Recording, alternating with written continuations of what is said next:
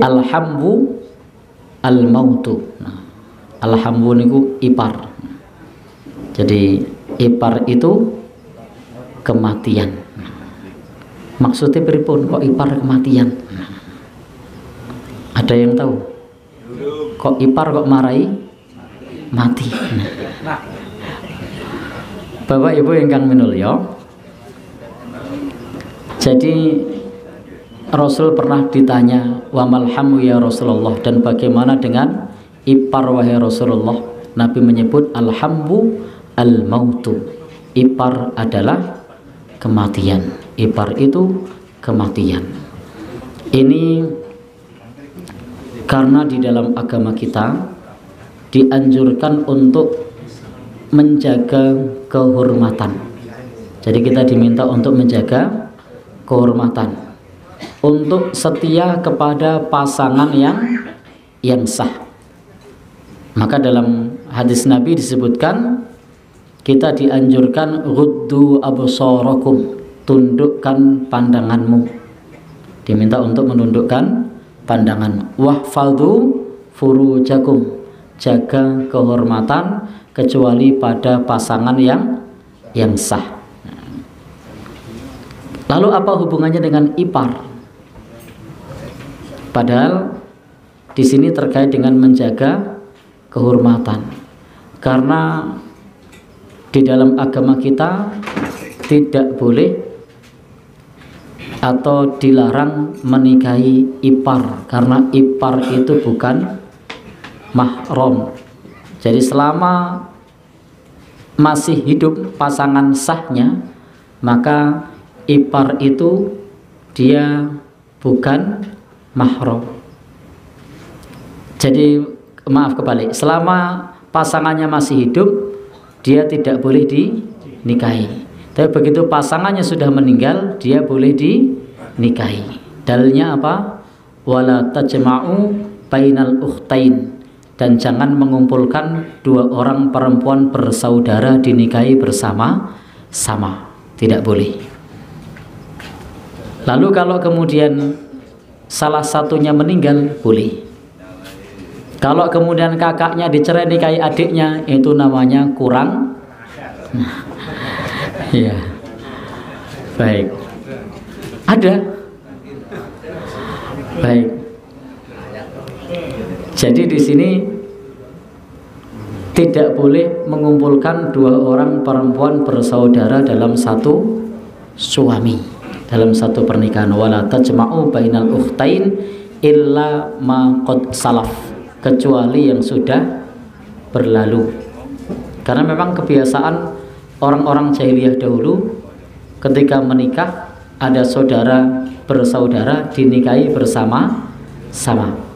Begitu Islam datang, tidak boleh menikahi saudara perempuan. Jadi perempuan dan saudaranya dinikahi bersama-sama, tapi satu saja, kakaknya atau adiknya, adiknya atau kakaknya, ambil satu. Nah, maka saat itu ipar di sini harus tetap menjaga diri, karena adiknya atau kakaknya itu satu saat kalau pasangannya meninggal boleh dinikahi, sehingga ipar itu bukan mahram, sehingga dia bisa dinikahi ketika pasangannya meninggal dunia, tapi tidak boleh dikumpulkan bersama-sama. Jadi larangannya itu tidak boleh mengumpulkan bersama. Artinya kalau salah satunya meninggal, maka dia halal untuk dinikahi. Sehingga di sini Nabi mengajarkan kepada kita untuk tetap menjaga kehormatan, dan terutama kepada ipar, karena ketika terjalin hubungan dengan ipar, maka konsekuensinya karena sudah menikah hukumannya apa? Rajam. Kalau rajam itu mati apa hidup? Mati. Maka Nabi mengatakan alhambu al-mautu, ipar itu kematian. Sehingga ini Nabi memberikan peringatan kepada kita supaya tidak bermudah-mudahan dengan ipar. Ingat, banyak perselingkuhan itu bukan kepada orang jauh, tapi kepada orang dekat.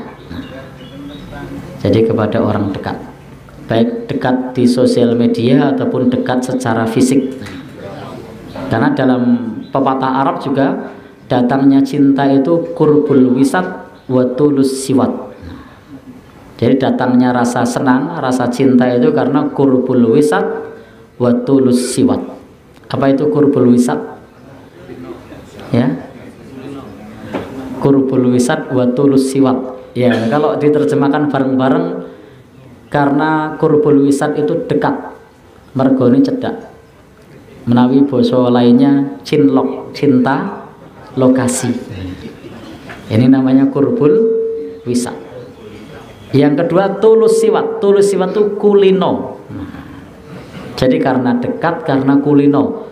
Yang berpotensi dekat dan kulino ini siapa? Ipar, kalau tinggal satu rumah. Jadi yang berpotensi dekat dan kulino itu ipar. Kenapa tidak mertua? Sudah tua. Ya, walaupun ada juga. Jadi walaupun ada juga. Maka peringatan Nabi itu kepada ipar. Karena ipar di sini potensinya besar kalau kita tidak menjaga diri dalam bergaul, bagaimana dalam menutup aurat, bagaimana dalam bertutur kata. Karena tinggal satu rumah, sering ketemu, ngobrol bareng. Nah, ini berbahaya. Sehingga kalau dengan saudara ipar, ya tetap aurat ditutup, tidak bermudah-mudahan membuka aurat. Nah, di antara kekeliruan kita biasanya dengan ipar itu nyun sewu, buka kerudung. Selain buka kerudung apa lagi? Kaos kaki tidak dipakai, karena sudah dianggap saudara satu rumah. Kemudian kadang-kadang katanya kalau keluarganya pergi, kemudian kalau bahasa Bantulnya jagongan di ruang tamu, ngobrol bareng. Ya, mungkin tidak dengan ipar ngobrol bareng? Mungkin apa sering? Oh, malah sering. Ya. Jadi sering ngobrol bareng ketika istrinya sedang tidak ada, ketika suaminya sedang tidak ada. Karena sudah dianggap biasa, sudah dianggap saudara. Dan ini yang rawan lagi kalau pasangannya jadi TKI. Rawan boten kira-kira? Rawan. Tinggal satu rumah, pasangannya jadi TKI. Na'udzubillahi min dzalik. Karena iman kita itu tipis. Kita ini bukan kelasnya Nabi Yusuf yang bisa mengatakan inni akhafullah, saya takut kepada Allah.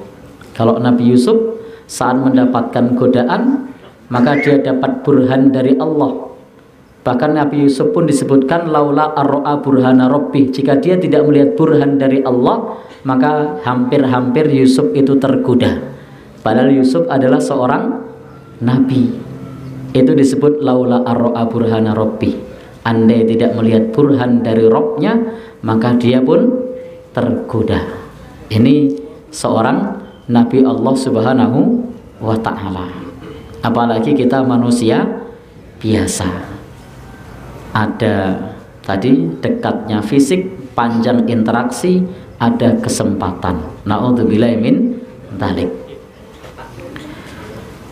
Bapak Ibu yang berbahagia, yang dirahmati oleh Allah Subhanahu wa ta'ala, jadi dalam agama kita sebagai laki-laki dan perempuan harus sama-sama menjaga. Maka di dalam Al-Quran sendiri ketika menjelaskan perempuan dalam kasus Nabi Yusuf itu disebutkan inna kaidakunna azim, sesungguhnya tipu dayamu itu besar. tipu dayamu itu dahsyat. Siapa di sini yang dimaksud kunna? Kunna ini perempuan. Inna kaida kunna menunjukkan perempuan banyak. Padahal pelakunya waktu itu satu tuh. Ya, satu pelakunya. Jadi tidak mengatakan sesungguhnya tipu daya kamu wahai. Nah, perempuan satu, tapi disebutkan kalian. Nah, sesungguhnya tipu daya kalian wahai perempuan itu sangat dahsyat, sangat besar bagi laki-laki. Jadi disebutkan seperti itu. Sementara Al-Quran ketika menjelaskan tipu daya syaitan, kata Al-Quran, inna kaida syaitan kana dha'ifa. Tipu daya setan itu lemah. Nah, jadi setan itu disebut tipu dayanya lemah. Tapi ketika perempuan disebut besar. Ini tentu bagi laki-laki. Banyak laki-laki lihat penampakan setan santai saja, tapi kalau penampakan perempuan, ya serem itu. Moto kuat, dodo mengkap-mengkap. Iya, itu kalau lihat penampakan perempuan.